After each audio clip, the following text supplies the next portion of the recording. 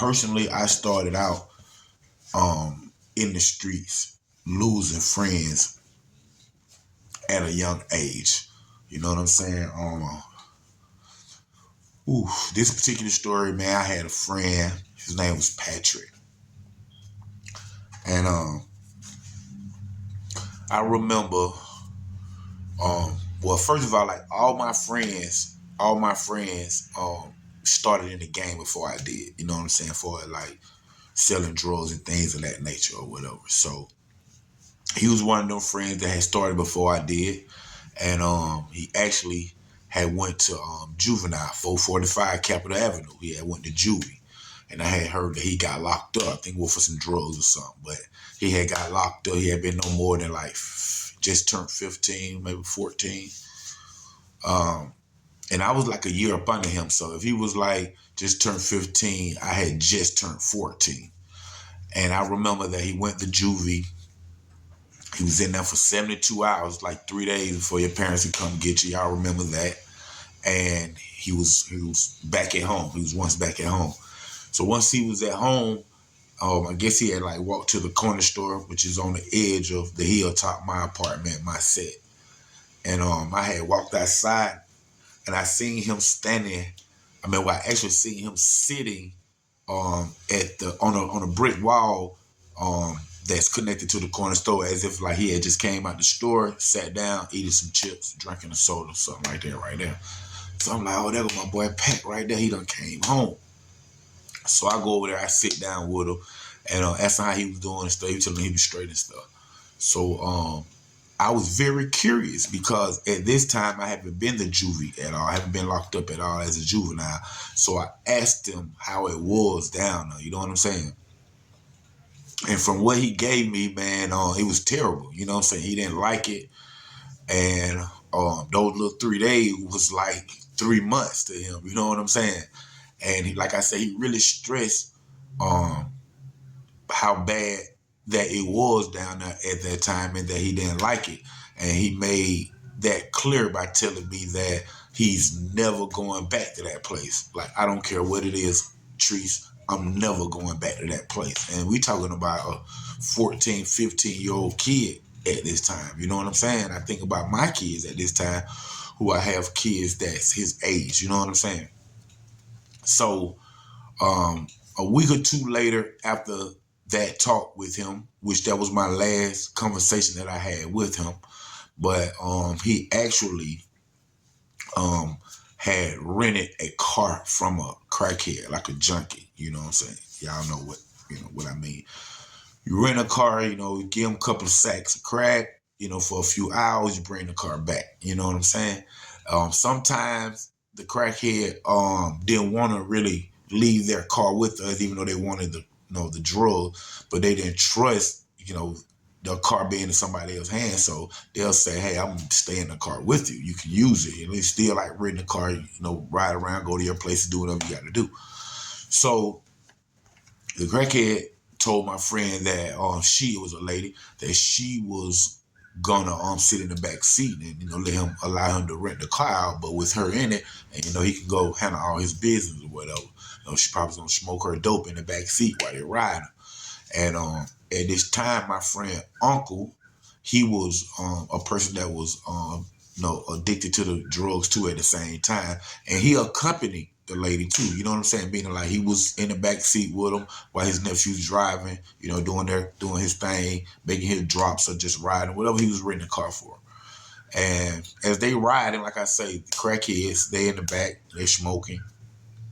And as they riding, a College Park police officer get behind him, a well-known College Park police officer that apprehended me a couple of times, locked me up a couple of times, you know what I'm saying? But they get behind him and he see him, they put the lights on the car for whatever reason it was, and he just took off, man. You know what I'm saying? He just took off from out of the project area. He started going down one of the back streets that leads from College Park to East Point. And we talk about like the Fairway Red Wine area, then from Fairway to Washington Road. And on Washington Road, I think he made a left and, continued going on. but somehow he lost control of the car. And the car smashed into a pole, and I think the steering wheel went into his chest area that did a lot of damage with his internal organs and with his facial area because he had a closed casket. And like I say, man, he was only like 15 at the most when this happened. And, like he said, he wasn't going back to juvie. And I'm quite sure that when he was riding, trying to get away, that was one of the main reasons that he wanted to get away, because he didn't want to go back to the place, 445 Capitol Avenue. You know what I'm saying? Unfortunately, that, like I say, that happened. He had two little sisters, man. And I love them girls right now to the day. They don't grew up to be beautiful women and have kids of their own. His mother's still living. I love her. We miss him, you know what I'm saying? Him and one of my partner, Bowleg, they was real close. They was like brothers, you know what I'm saying? So that was a brother that he lost. It was a brother that we all lost, man. So, that was just something that, a story, everybody always, have these raps and have these stories about any and everything, but it seems like we forget the people that we lost throughout this adventure of life. You know what I'm saying? Thank y'all for tuning in. This is OG Black Boy 3700, aka producer Dontrece Knox, College Park. Stand up. They gonna rob me.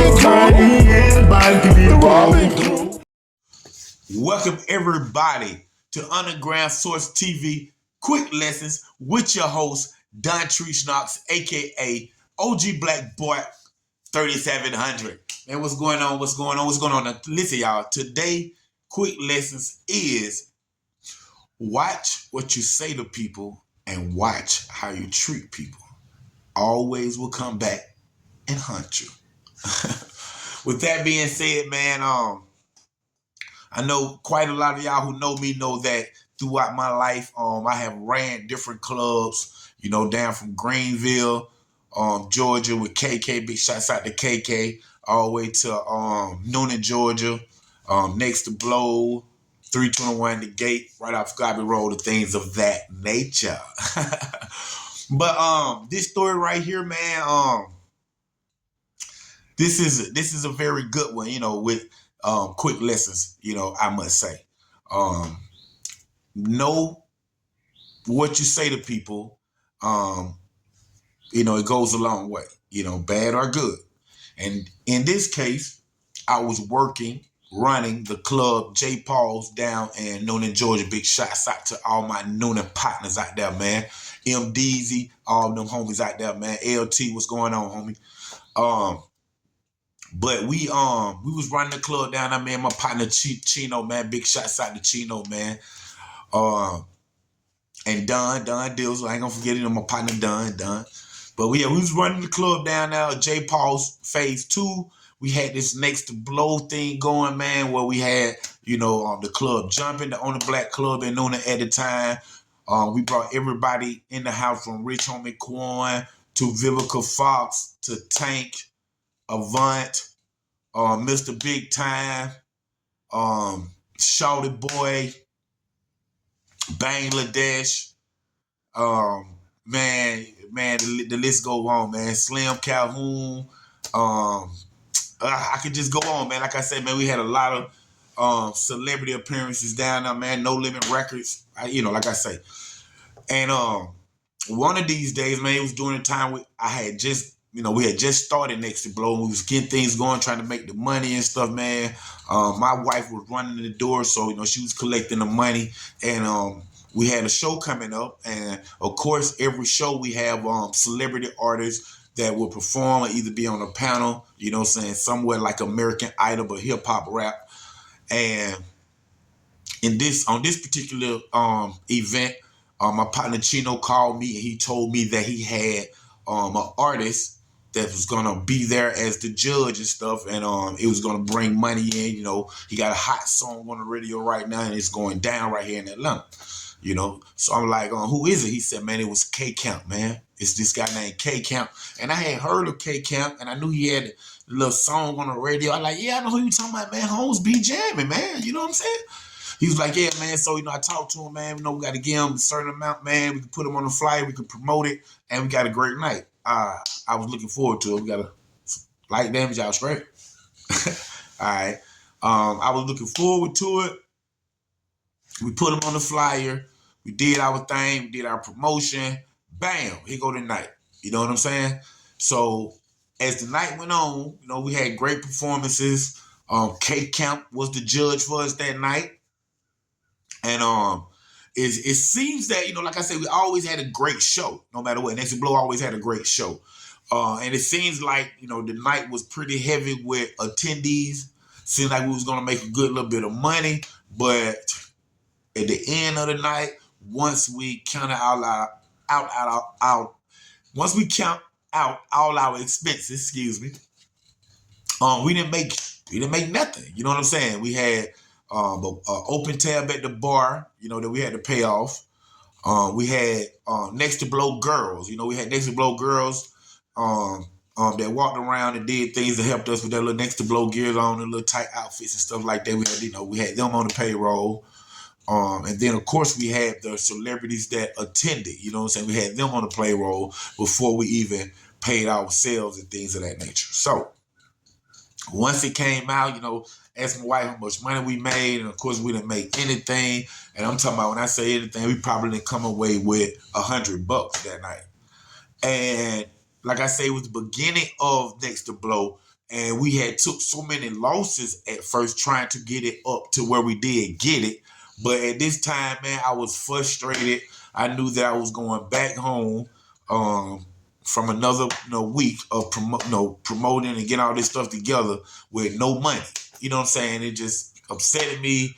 My wife was ready to go. I'm standing outside, and I think she was still standing right next to me, but we was ready. We was just about to leave, and then my business partner Chino came out the door, which he had just paid everybody. He came out the door. Him and K Camp was talking. And, man, I remember I looked up that step, and I looked at him and K Camp standing right there. And I said, hey, man, you had to stop bringing these no-name ass niggas down here to this club, man. These folks ain't bringing in nobody, man. Man, who these folks is nobody pot, man. And I just really just went in on him and K Camp right there in their face. Like, man, stop bringing these no-name partners, people down here to this club. These folks ain't looking for these folks, man. They don't care nothing about these folks, man. These folks ain't brought nobody out to the club, man. And then I just walked away, man. Got in the car and just left, man. When I tell y'all, about a year later, no more than a year and a half, boom, man, K Camp everywhere. Got hits. Blowing the radio up, blowing the videos up. Had a Fox 5 News special where Fox 5 brought him in, talking about his new album, and everywhere. Man, I find myself, I'm traveling around at this time, I'm finding myself listening to K Camp all the time on my headpiece while I'm out of town, riding stuff. Like, man, this man done blew up, man. This real talk. I'm like, oh, man, I'm talking about I got the potato face. Like, for real, man. Big shots out to the homie K Camp, though, man. You did your thing, man. Goes to show you, man, it don't matter what nobody say about you, what nobody think about you. You continue doing your thing. You continue striving. And, you'll have success, man. Thank you for tuning in, man. That was a quick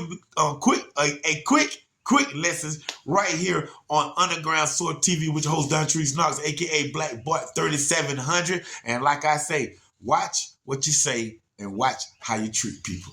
College Paul, stand up.